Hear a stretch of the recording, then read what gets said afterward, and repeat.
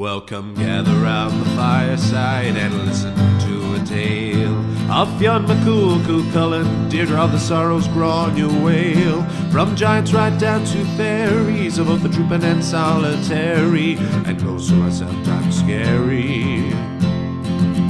Anything goes by the fireside. Yeah. Fireside, the Puka fireside, the Marrow fireside. Kings and queens fighting heroes, don't you run from the fun, there's no need to hide. Sit by the fireside.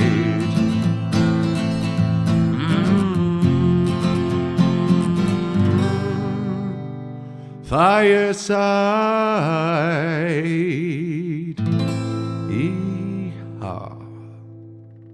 Hello and welcome to Fireside, the Irish storytelling podcast. Each episode of Fireside we take a story from folklore or mythology, retell it, have a chat about the tale itself and about the craft, culture and history of storytelling. My name is Kevin C. O'Lahan. I am your host and your Fireside Bard. Welcome to episode 70 of Fireside. There is a grand stretch in the evenings out there and I am coming to you from, it now seems, my regular home studio in Wicklow. I am not in the beautiful surroundings of the Headstuff Podcast Network studio in Dublin. We are still in isolation here in Ireland and indeed the world, as the world is in the grips of the COVID-19 pandemic. Each episode gets a little bit easier and a little bit harder. It gets a little bit easier to adjust to a new routine and to a new normal. But then it also gets harder, the less and less we seem to know and the closer it seems to the slow crawl, hopefully back to rebuilding society, as it were.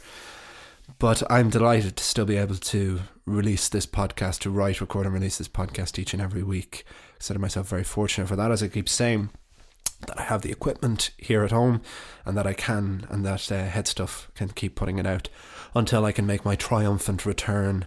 And we all can make our triumphant returns to work. So I hope you are well, you and your family are well and safe wherever you are, and that this podcast can provide a tiny bit of a respite to whatever it is you have to do each day, whether you are still in work, whether you're at home, working away at your own things, working from home, or even if you're just out of work completely due to the virus, that this can just be a little bit of a break for you. And that is, if you're a returning listener, you're very, very welcome along. If you are a new listener, welcome. Episode 70, what a way to start. If this is your first episode, why don't you go back to the beginning and see what we've been building up to over the last year and a few months. This is, I'd like to just have another quick thanks to all of our patrons as well over on patreon.com/Fireside Podcast. If you enjoy this podcast, please do like, subscribe, leave ratings and comments wherever you get your podcasts, Apple Podcasts, Spotify, wherever. If you really enjoy it, please do follow me on Instagram at Fireside Bard, all one word. Best place to keep in touch with me, see what's going on with the podcast and with my other work professionally. And if you really do want to support the podcast, you can do so at the patreon.com/Fireside Podcast. Your contributions, big or small, to the Patreon had never been more appreciated in this time of uncertainty, where so many artists, myself included, have lost a huge amount of work, and indeed our entire industry the future of our industry is uncertain. But what is certain is that regardless of your contribution, this podcast will continue. I want this podcast only to grow and grow and develop and develop. And speaking of developments, this is the final episode of the Ulster cycle. And indeed with that is the final episode of the 4 cycles of Irish mythology. This, when I started doing this podcast all the way back, I recorded the first episode in October of 2018. This was what I set out to do, was to adapt a clear as water version of my own clear tales of the 4 cycles of Irish mythology that I had waded through dense versions of, sometimes incredible but sometimes quite tricky, very elaborate versions of these stories, and I wanted to just have a simple, clear as water, as Phil Pullman says in his adaptations of the Grimm fairy tales version, to put out into the world that I felt there was an audience and there was an appetite for out there. And indeed, you've proven me right, that all around the world people do listen to this podcast and that this podcast continues to grow. And that makes me incredibly satisfied, I'm incredibly gratified, and just delighted that that is the case. But after all that, beg your pardon, after 30, so with 70, this has meant that we've done 35 folktales and 35 myths, which is insanity, and it's really satisfying to me that we've come to this conclusion at a round number, that this is episode 70. You know, I would have hated if it had been 72 or 68. It's really nice that it's a nice clean 70. But in terms of the future of this podcast, just because I've come to the conclusion of the 4 cycles of Irish mythology does not in any way mean that this is anywhere near the end of Fireside. This is really only the beginning for us. I have a lot of big plans for the future of this podcast, and I'll go into some of them after the folktales, so that is incentive to stick around. But for now, I'm going to start with the end. Here is the death of Chulainn on Fireside.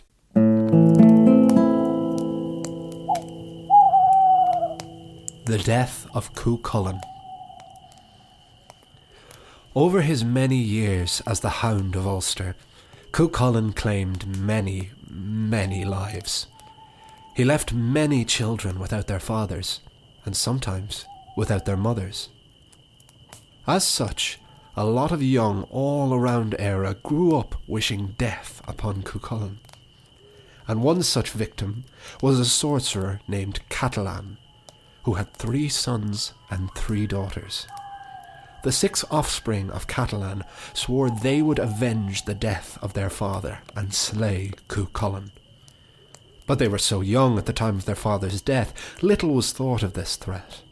But the years passed, and the 3 daughters and the 3 sons all grew up, and their lust for vengeance never abated.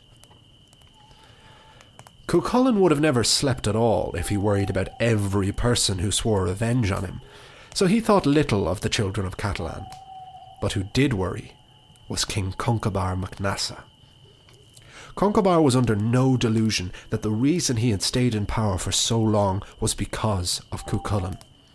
Every challenge his nephew had come up against, he had been victorious. He had single-handedly defended Ulster against the armies of Queen Maeve, while all of the Red Branch lay in the pangs of childbirth, a curse caused by Conchobar himself. So the Ulster king did all he could to protect Chulainn. When Conchobar was informed of the 6 children of Chulainn who were now grown and looking for blood, he could feel this was different. So the king attempted to distract Chulainn the only way he knew how, by throwing a feast. The 3 sons and 3 daughters of Chulainn marched on Éamonn Macha, the court of King Conchobar mac Nessa. They could hear the sounds of revelry inside. The 3 daughters had inherited their father's power of enchantment, and they cast a spell to create the sound of warfare, drums, horns, and the cries of men and the clashing of swords. They knew if Chulainn heard the sound of battle, he would come running. But this was the kind of thing Conchobar had been anticipating. So he had the musicians play louder, the merriment intensify, and the wine overflow. Chulainn never heard a peep of warfare. For 3 days and 3 nights, the great session of Éamonn Macha continued, with the war noise of the children of Chulainn continuing outside. But Conchobar knew the session couldn't last forever. Unfortunately, the session can't ever last forever. But the king's druid and counsellor Cathbad had a rather ingenious suggestion. There is a valley, Marie, known as Glen Namor, the Valley of the Deaf. If you take Chulainn there, he will hear no sound of the outside world. And so the music turned to lullaby, and the dosage of Chulainn's wine was trebled until the Hound of Ulster was in a sound sleep. Once he was out, Chulainn's body was carried to the Valley of the Deaf, where the magical warfare sounds of the children of Chulainn would never reach him. So the sons and daughters had to regroup and rethink. They quickly had another strategy. one of the daughters transformed herself into the form of Emer, the wife and love of Cuchulainn. As Emer, the child of Catalan, walked past the guards of Glandamore, found Cuchulainn and began to weep. "MacGraw, you must come quickly. There is a war to be fought." No one would have judged Cuchulainn if his response to this call to action had been, "Not another war." But that wasn't his response. If it had been, he wouldn't have been Cuchulainn. If anything, he was delighted to leave the Valley of the Deaf, that he had no idea how he had arrived at. Cuchulainn ran to the home of his mother, Detchina, where he had left Liam Macha, his loyal stallion whom he had tamed during the challenge to decide the champion's portion. Since he had broken him, Liam Macha had never disobeyed Cuchulainn, or shown any less courage in battle. But when Cuchulainn went to tack the horse to a chariot this time, Liam Macha bucked and kicked and refused to yield. Cuchulainn then ordered his charioteer Laig to try to calm the horse, but Liam Macha shied away from Laig too. On the third attempt, Cuchulainn chastised his steed. "Liam Macha, you have not disobeyed me yet, and you will not start today. Calm yourself. Ulster needs us." After these words, the horse obeyed, and was latched on to the chariot. Cuchulainn could not see it, but Liam Macha began to cry tears of blood. And that was not the only blood, for once Cuchulainn and Laig had mounted their chariot, the Hound of Ulster's mother came out from her home to see her son off, and gave him her blessing with a cup of wine. But when Detchina poured the wine, it turned to blood in the cup before Cuchulainn could drink. Cuchulainn emptied the cup, and his mother filled it again. More blood. Detchina was determined to not send her son into battle without a blessing, so filled the cup one more time. When it turned to blood yet again, Cuchulainn was forced to throw it away and ride out. As Laig and Cuchulainn rode into the site they were told held the battle, they crossed a ford where they saw an old woman washing armour in the waters. Without even being asked, the crone cried out, "I am washing the armour of Cuchulainn, who will be killed today in battle." "We shouldn't let her away with that," said Laig. "She's an old woman," said Cuchulainn. "She has no doubt put up to it by our enemies. They're trying to give us an ominous sense of foreboding." "It's working," said the charioteer. Next, the two Ulstermen came across 3 women sitting round a campfire, cooking something on a spit. They called to the 2 passers-by, "Care to join us for dinner, boys?" "What are you cooking?" asked Laig. "Dog," said one of the women, and all 3 howled laughing. Cuchulainn had been named for a dog. He was the Hound of Ulster, so he was under a gyasa to never eat the flesh of a dog. "I am afraid we cannot join you, ladies," said Cuchulainn. "Yeah, eating dog is just nasty," said Laig. The 3 women then began to jeer Cuchulainn. "Oh, there he goes, lofty and high Cuchulainn, too used to living in the courts of King Concobar MacNassa, too good to sit around a fireside with common folk." Cuchulainn was in a bit of a bind. He dare not break his gyasa, but to refuse the offer of hospitality may curse him in battle, and there were 3 women, so 3 potential curses. The Hound of Ulster began to weigh up the lesser of the 2 evils, and sat down to eat some dog. The second the gamey flesh of a dog slid down Cuchulainn's throat, he lost all the strength in his left arm. This caused the piece that was on his fork to fall onto his leg. When it did, he lost all strength in his left leg. In the entire left side of his body, Cuchulainn now had the strength of but one mortal man. It was then the 3 women began to cackle once more and revealed their true identity. They were the Morrigan, all 3, Bav, Macha and Nieman, who had cursed Ulster to feel the pangs of childbirth when King Cuncamar MacNassa had forced her to race him in a chariot, and who had offered their hearts to Cuchulainn during the Táin, and had very nearly caused his death when he refused. They had now finally exacted their revenge.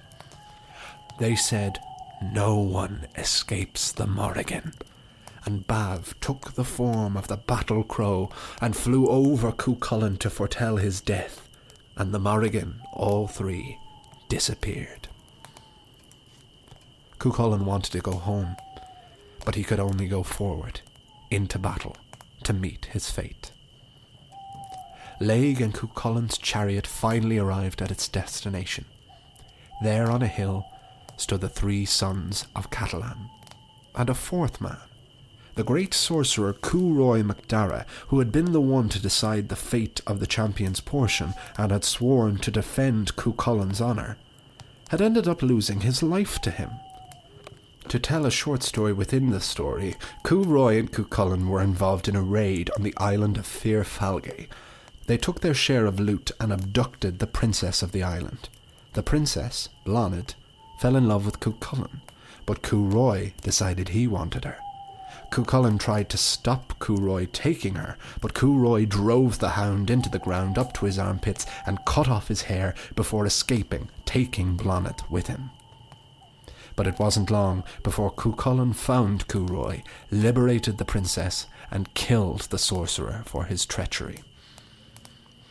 But standing on the hill beside the three sons of Chulainn was Louis mac Cúroy, the son of the sorcerer who had fell by Cuchulainn's hand, another fatherless son who had sworn revenge on the Hound of Ulster. Louis mac Cúroy had told the sons of Chulainn of a prophecy that the first 3 spears cast by Cuchulainn in battle would each kill 3 kings. The sons of Chulainn sought to reap the benefits of this, and called to the Hound of Ulster to cast the first spear. Cuchulainn refused. He had been called to battle, not to fight a petty skirmish against 4 men. So the first son of Chulainn stepped forward and told Cuchulainn if he did not fight, he would be personally satirized. Time and time again, the bravest warriors of mythology live in fear of satire. So Cuchulainn took a spear and cast it across the plain, and it sailed right through the chest of the first son of Chulainn, killing him instantly. But Louis mac Cúroy took the same spear and cast it back at Cuchulainn. It missed the hound, but hit Lia Macha. Cuchulainn's horse fell to the ground and died, and so fell Lia Macha, king among horses. Cuchulainn cried for the loss of his loyal steed and wanted to leave there and then. But the second son of Chulainn stepped forward and said if Cuchulainn didn't fight, they would satirize all of Ulster. Cuchulainn couldn't have that. So he took his second spear and threw it right through the heart of the second son of Chulainn. Again, Louis mac Cúroy took the spear and threw it right back. This time, the spear struck the stomach of Laig, Cuchulainn's beloved charioteer. Laig had been with the Hound of Ulster through it all. He had offered counsel, aided him in battle, and had never, ever deserted him. And he never did. Cuchulainn held his friend, and so died Laig, king among charioteers. The third and final son of Chulainn stepped forward and called to Cuchulainn that if he did not continue to fight, he would satirize his family. But Cuchulainn didn't need goading this time. He wiped away his tears, took the final spear, aimed it carefully, and pierced right through the heart of the final son of Chulainn. Louis mac Cúroy did not rush the final shot. Like Cuchulainn, he aimed carefully, and with all his might, he cast that spear across the plain, and it stabbed Cuchulainn in the stomach, spilling the hound's entrails all over the ground.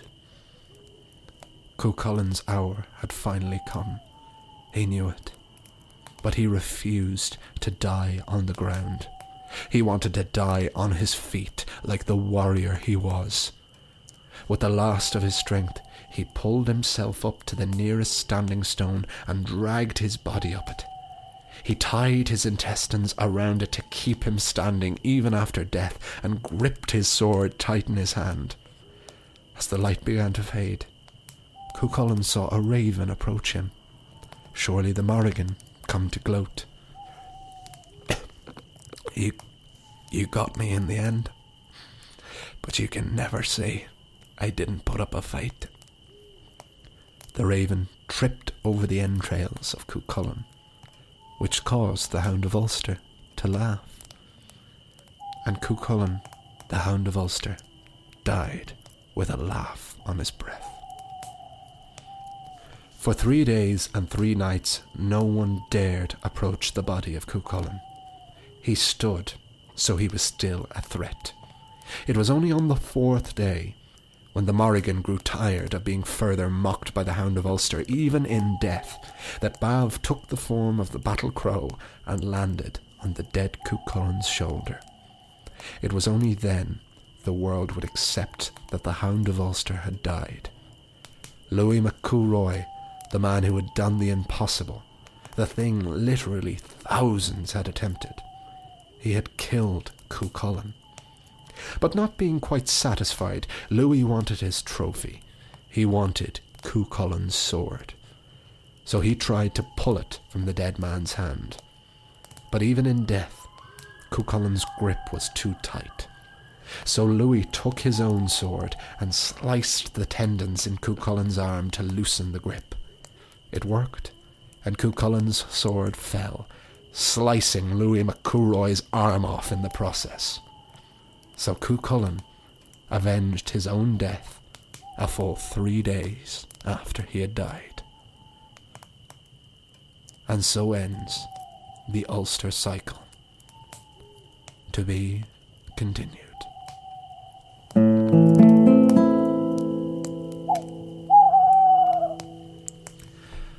And that is the end of the Ulster cycle, and the end of the 4 cycles of Irish mythology on Fireside.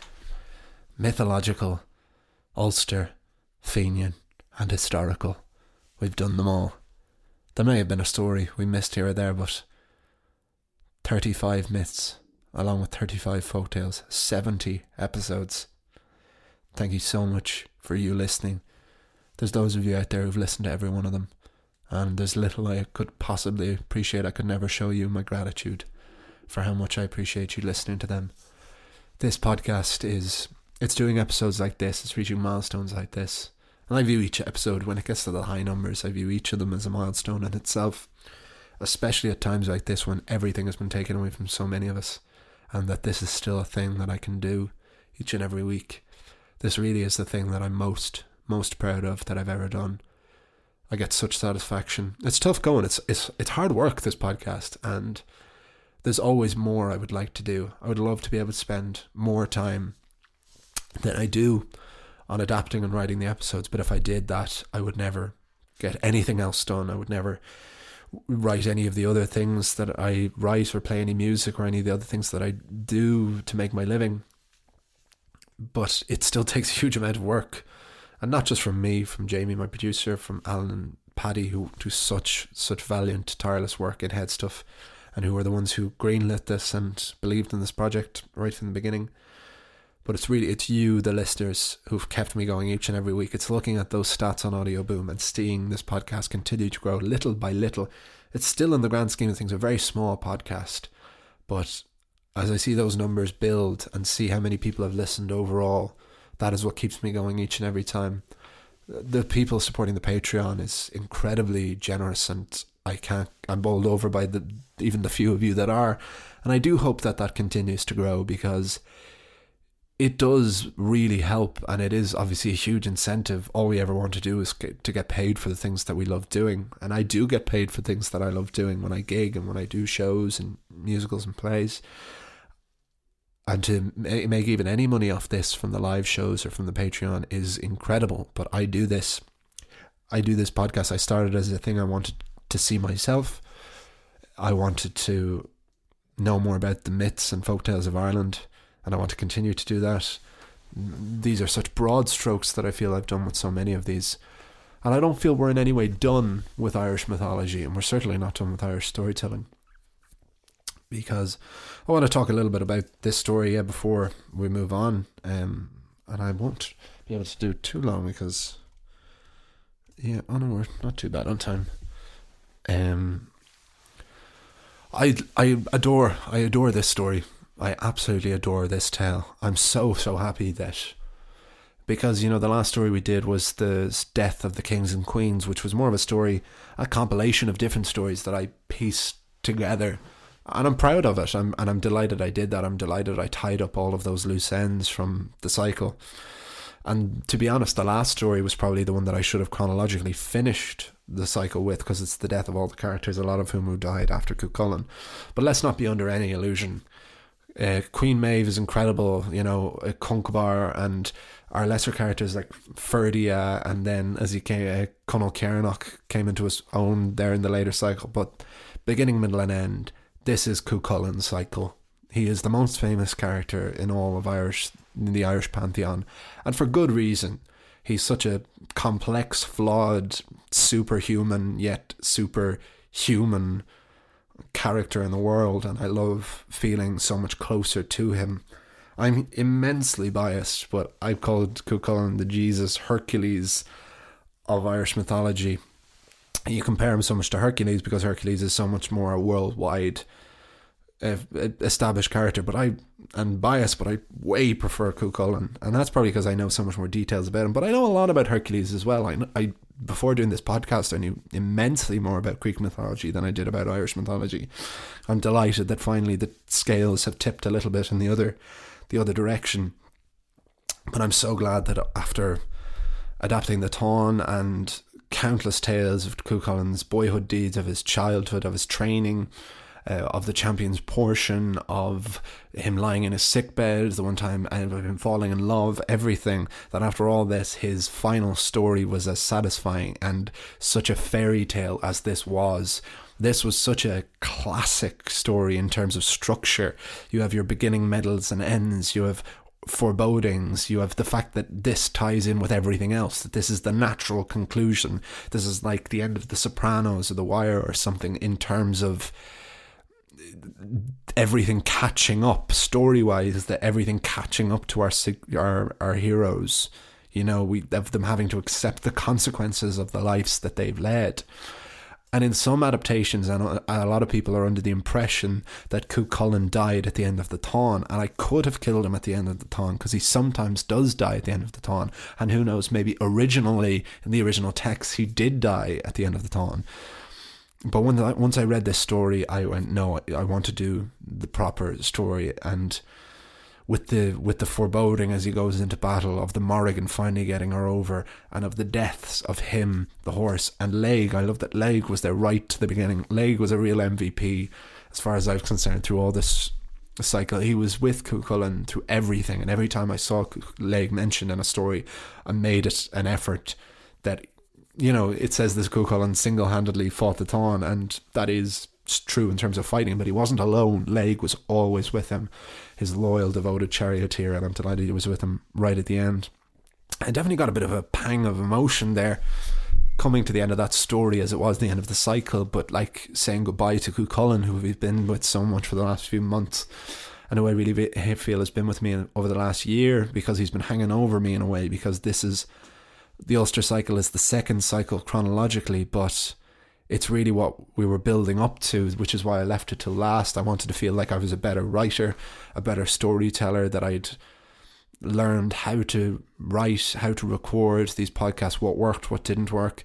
And every day is a learning curve, and I still think I have so much to learn about writing, about storytelling, and about recording these podcasts. But I can feel myself from that story, the progress I've made. I feel like I am a better writer, and I feel like I'm a better storyteller, and I hope that you feel that as well, and I hope that I can continue to grow, and that we can continue to grow this podcast together.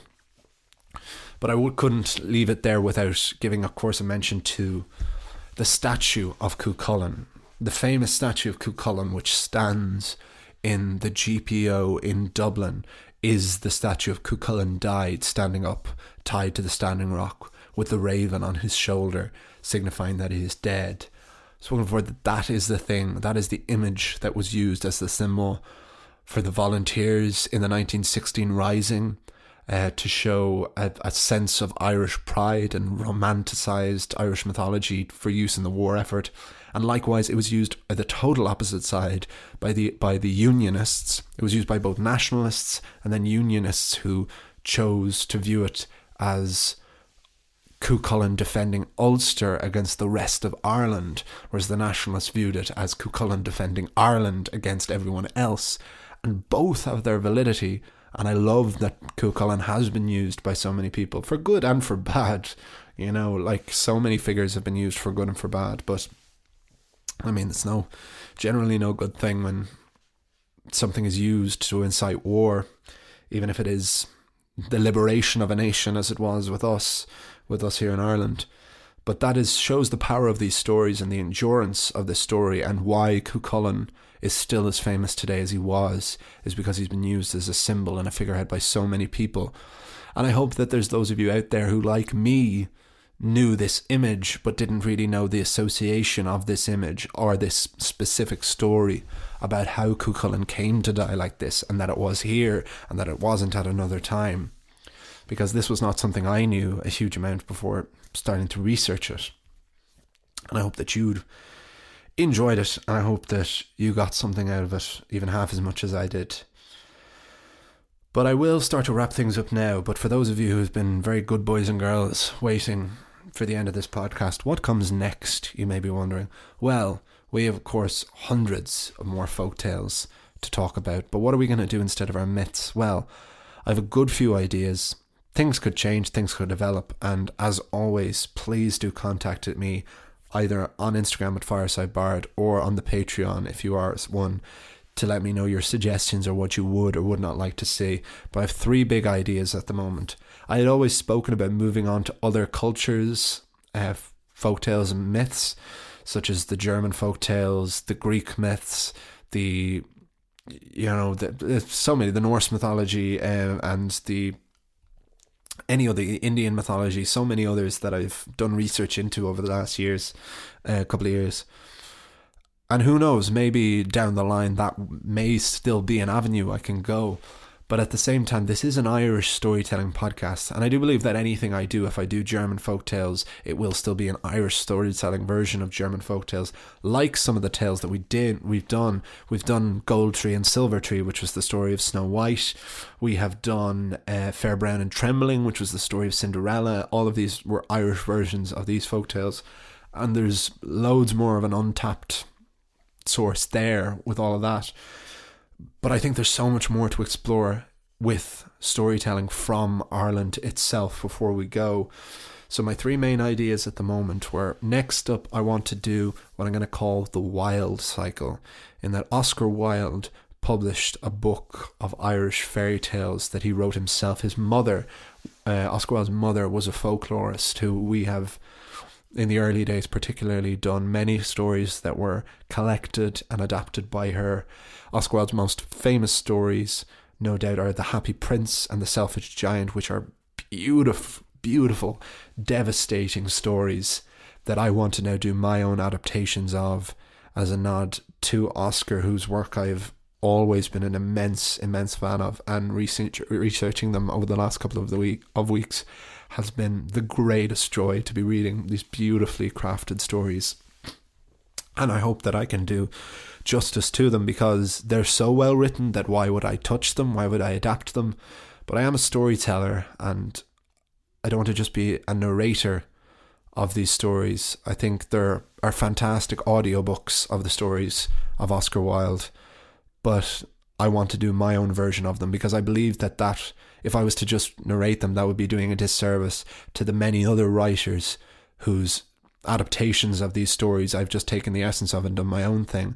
I don't want to hold Oscar with more of a reverence than I would have for his mother, or for Ciarán Carson or Thomas Kinsella, who did the adaptations of The Táin. So it may work, it may not work, but I think it will work. I've started adapting the first story already. So the wild cycle is something to look forward to. Next, I want to do my own cycle that I've crafted an idea for called the Legend Cycle, which is to touch on more figures from Irish history who have developed into characters of folklore, and to explore a little bit of the difference between the historical figures and the characters from folklore.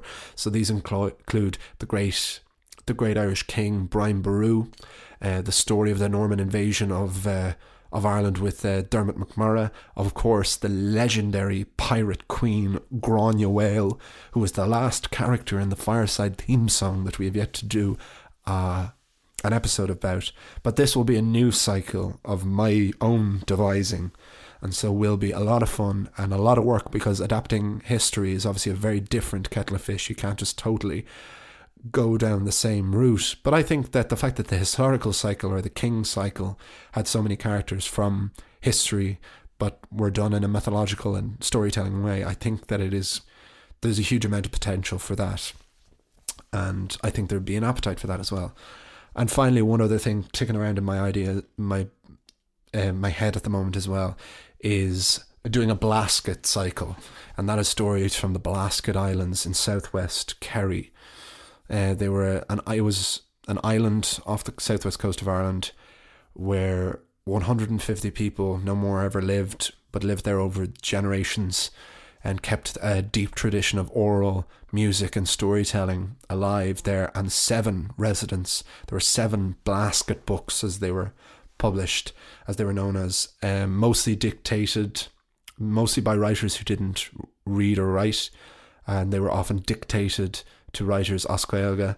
I'm reading one at the moment called 20 Years of Growing by Maurice O'Sullivan, and the Blaskets are an absolute gold mine of folklore and tradition, and they are one of the most important aspects of Irish storytelling. And so I think I'd be doing a disservice to this podcast and to you as listeners if I didn't explore the Blaskets as well. Most famous probably is the storyteller Peg Sayer, is considered one of the greatest Irish storytellers who ever lived, who was actually on the Leaving Cert syllabus for the Irish language course for many years for Irish students. She's not anymore, so I didn't get to do Peg, but the Peg's book has been a great curse, I believe, on a lot of an older generation who had to study it. But I think when you put anything in an academic sense, it can kill the potential joy in it. So I'm sure if I come to Peg's book with my outside school, outside academic sense, that I'll find a great joy in it, and hope you will as well. So those are the plans. Let me know if you think any of them are great ideas, if you think they're terrible ideas. I can't promise I still won't do them either way, because I think they will work, but I, as always, would love to hear your feedback, would love what you would like to hear more of or less of, whatever it is. I hope you can hear how excited I am about the future of this podcast and about what we're going to explore together. So thank you so much for listening. Thank you so much to Alan and Paddy at Headstuff, to Jamie, my producer. I'll see you all. You'll hear me all next time. And remember, wherever you go, you can always join me by the fireside. Thank you and goodbye. This podcast is part of the Headstuff Podcast Network.